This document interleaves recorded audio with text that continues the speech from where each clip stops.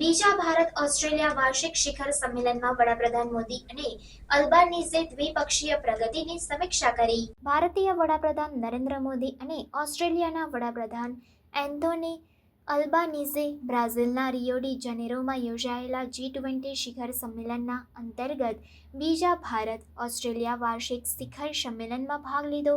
આ શિખર સંમેલન બંને દેશો વચ્ચેના દ્વિપક્ષીય સંબંધોમાં મહત્વપૂર્ણ મકામ છે.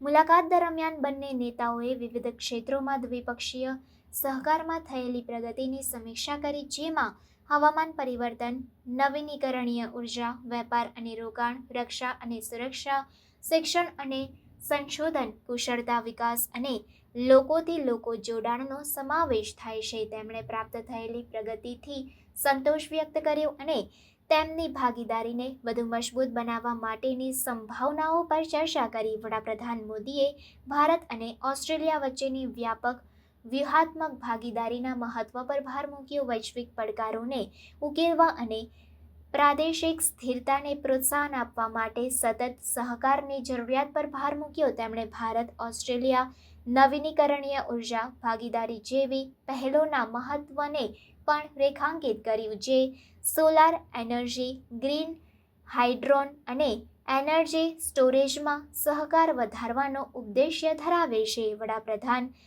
અલ્બાનીઝે આ ભાવનાઓને પુનરાવર્તિત કરી મેક ઇન ઇન્ડિયા અને ફ્યુચર મેડ ઇન ઓસ્ટ્રેલિયા પહેલોના પૂરક સ્વભાવને નોંધ્યો. તેમણે આ કાર્યક્રમો માટે નવીન નોકરીઓ બનાવવા, આર્થિક વૃદ્ધિ ચલાવવા અને બંને દેશો માટે ભવિષ્યની સમૃદ્ધિ સુરક્ષિત કરવાની સંભાવના પર ભાર મૂક્યો. નેતાઓએ ઓસ્ટ્રેલિયા ભારત બિઝનેસ એક્સચેન્જ એટલે કે AIBX કાર્યક્રમના વિસ્તરણ પર પણ ચર્ચા કરી, જે વ્યવસાયિક વિશ્વાસ વધારવામાં અને પરસ્પર લાભદાયી ભાગીદારીને પ્રોત્સાહન આપવામાં મહત્વપૂર્ણ રહ્યું છે. તેમણે હવામાન ક્રિયા, ટેકનોલોજીકલ નવીનતા અને પ્રાદેશિક સુરક્ષા જેવા મુખ્ય મુદ્દાઓ પર સાથે કામ કરવાની પ્રતિબદ્ધતાને પુનઃ પ્રમાણિત કરી. શિખર સંમેલનનો સમારોપ બંને વડાપ્રધાનો દ્વારા દ્વિપક્ષીય સંબંધોને વધુ ઊંડા બનાવવા અને સહકાર માટેના નવા અવસરો શોધવાની પ્રતિબદ્ધતાને પુનઃ પ્રમાણિત કરીને થયો.